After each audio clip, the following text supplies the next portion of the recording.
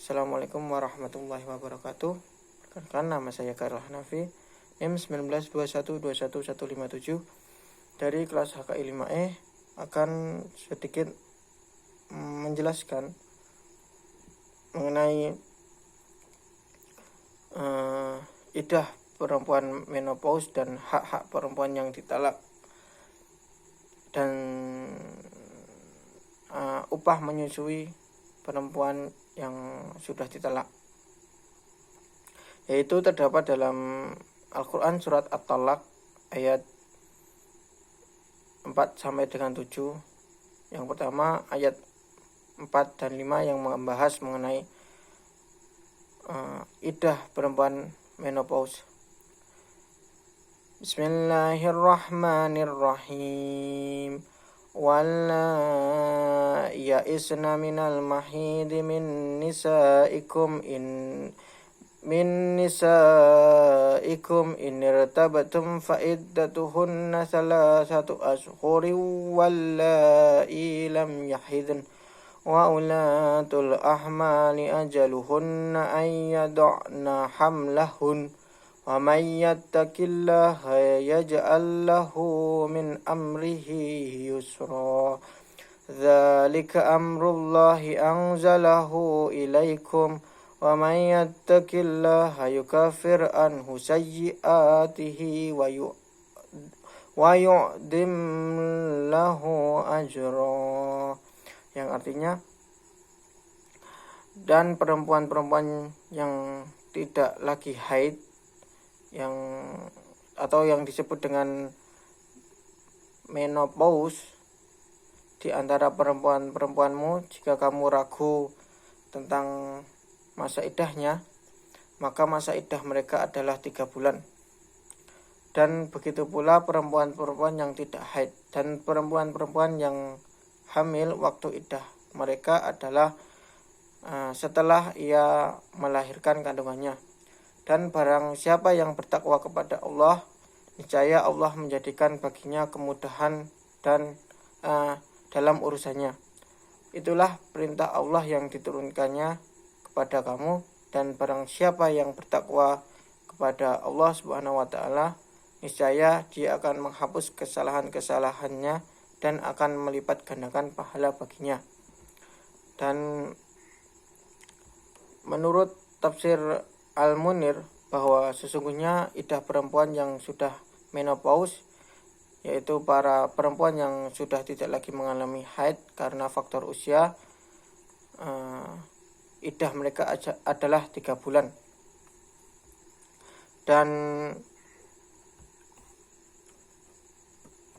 ganti dari 3 bulan bagi perempuan yang masih mengalami haid, sebagaimana yang dijelaskan oleh ayat 228 surat Al-Baqarah. Jika kalian memang masih ragu dan belum mengetahui bagaimana iddah mereka, demikian pula dengan perempuan-perempuan yang masih kecil yang belum mengalami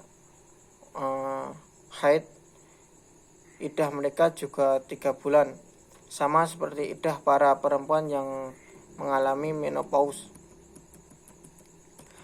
Usia menopause menurut para imam mazhab, menurut Imam Hanbali adalah 50 tahun, sedangkan menurut ulama Syafi'iyah adalah 62 tahun. Seandainya ada perempuan yang mengalami keterlambatan dalam haid, bukan karena sakit dan bukan pula karena menyusui, ia menunggu selama 1 tahun yang tidak ada haid di dalamnya, yaitu 9 bulan, kemudian ditambah dengan 3 bulan. Demikian pula dengan perempuan yang ragu tentang iddahnya, ia tidak boleh menikah hingga ia benar-benar terbebas dari rasa ragunya tersebut. Kemudian perempuan yang mengalami keterlambatan haid karena sakit, ia juga menjalani iddah selama 9 bulan, kemudian ditambah dengan 3 bulan. Adapun orang yang haidnya terputus disebabkan mungkin menyusui, iddahnya menurut ulama Malikiyah itu berakhir dengan berlalunya masa 1 tahun setelah berakhirnya masa menyusui, yaitu 2 tahun. Dan apabila ia tiba-tiba melihat darah haid meskipun di hari terakhir dari masa 1 tahun itu, ia menunggu lagi hingga haid yang ketiga. Dan adapun perempuan yang haidnya tidak jelas karena mengalami istihadah atau terus-menerus mengeluarkan darah haid dalam jangka waktu lama, iddahnya menurut ulama Syafi'iyah adalah sama seperti iddah perempuan menopause, yaitu 3 bulan.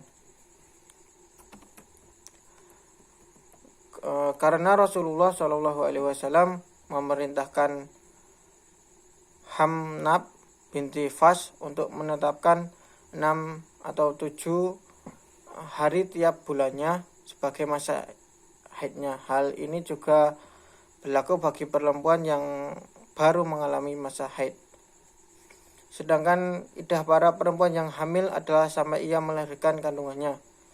Dengan kata lain, iddah mereka berakhir dengan terjadinya kelahiran kandungannya, sekalipun kelahirannya itu terjadi saat setelah talak atau setelah meninggalnya suami mereka.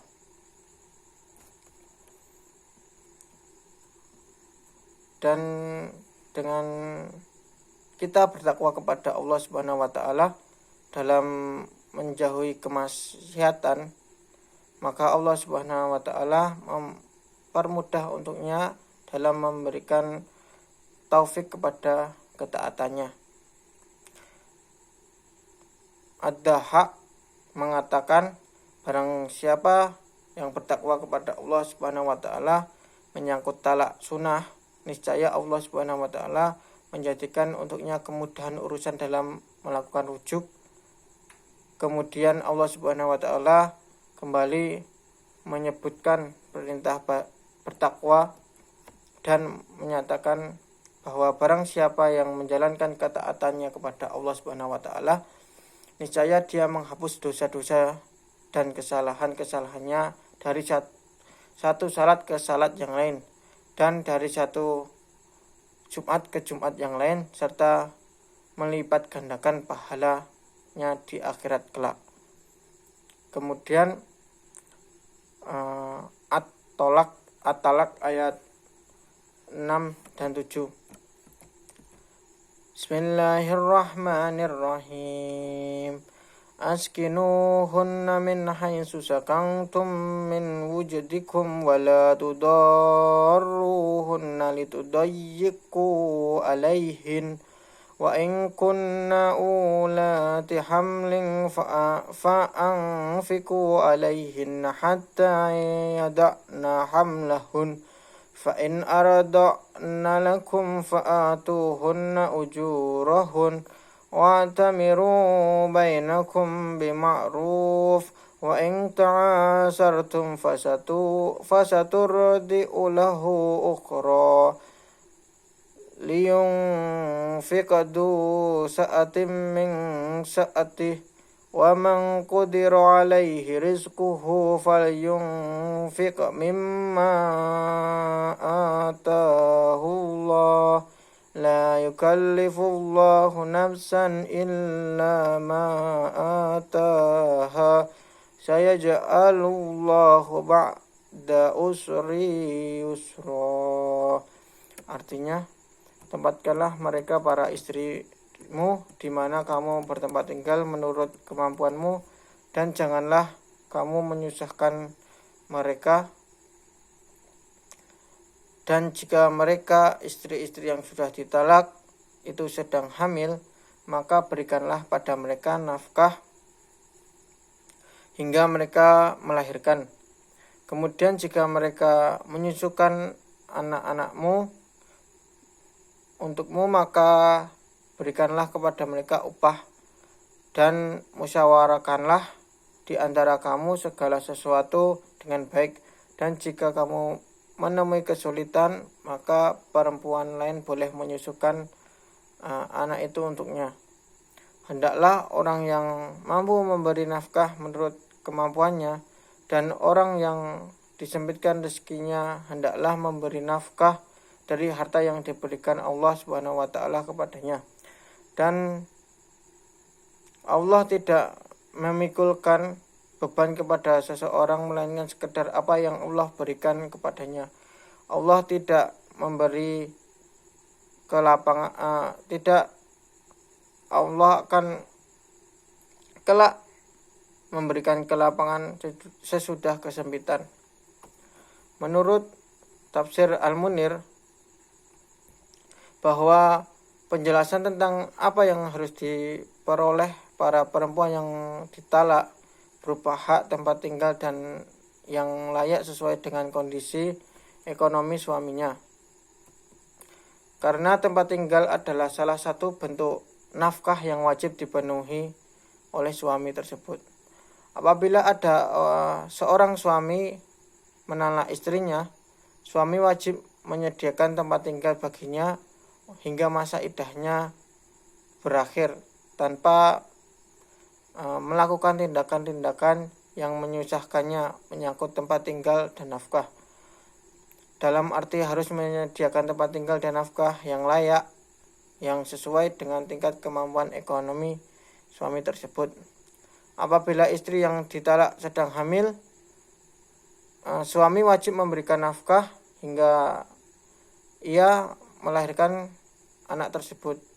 Tidak ada perselisihan di antara tentang kewajiban nafkah dan tempat tinggal bagi istri yang ditalak yang sedang hamil menurut jumhur ulama. Imam Syafi'i berpendapat bahwa istri yang ditalak 3 hanya berhak mendapatkan tempat tinggal, namun ia tidak memiliki hak mendapatkan nafkah kecuali jika ia dalam keadaan hamil. Karena dalam ayat wa in kunna ulati hamli adalah untuk perempuan yang ditalak ba'in yang sedang hamil. Buktinya perempuan yang ditalak rojai berhak mendapatkan nafkah, baik apakah ia sedang hamil maupun tidak. Dari itu maka mereka mengatakan ayat ini adalah dalil yang menunjukkan bahwa hak memperoleh nafkah hanya bagi perempuan yang menjalani iddah talak ba'in yang dalam keadaan hamil.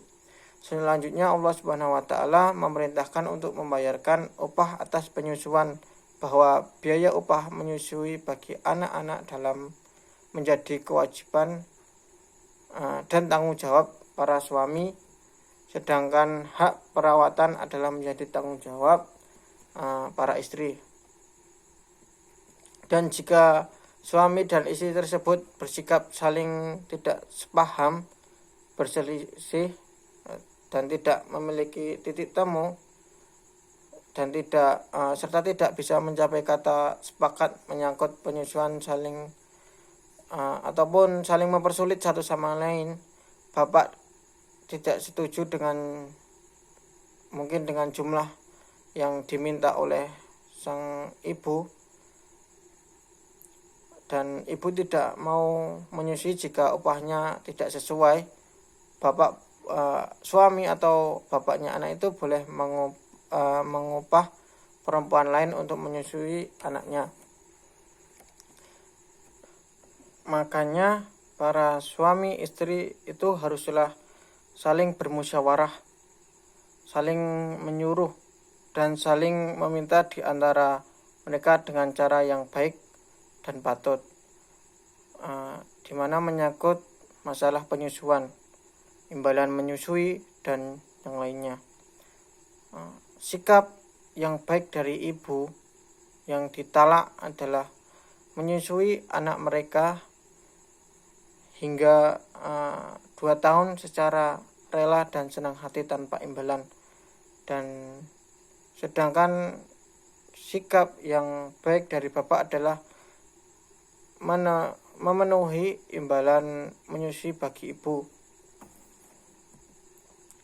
Maka Allah Subhanahu wa taala menurunkan ayat ini, ayat yang ketujuh, di mana menerangkan kadar ukuran dan besar kecilnya nafkah, yaitu memberi nafkah kepada anak menurut kemampuan, kekuatan, dan kesanggupannya. Imam Syafi'i berpendapat estimasi kadar ukuran nafkah adalah ditetapkan dalam bentuk yang pasti dan spesifik, yakni tidak ada pintu ijtihad bagi hakim atau mufti di dalamnya. Estimasi penentuan kadar ukuran nafkah adalah hanya didasarkan pada kondisi ekonomi suami semata, tanpa mempertimbangkan keadaan dan tingkat kecukupan istri. Jika suami termasuk orang kaya, maka nafkah yang wajib ia bayarkan atau berikan adalah 2 mud. Jika suami termasuk orang yang menengah, suami membayarkan 1 mud, 1 mud setengah. Dan jika suami itu seorang miskin tidak mampu, dia hanya membayar 1 mud. Itulah mengenai tafsir surat At-Talaq ayat 4-7. Sekian dari saya. Apabila ada salah kata atau pelafalan, saya mohon maaf yang sebesar-besarnya. Wallahu muwaffiq ila aqwamit thoriq. Wassalamualaikum warahmatullahi wabarakatuh.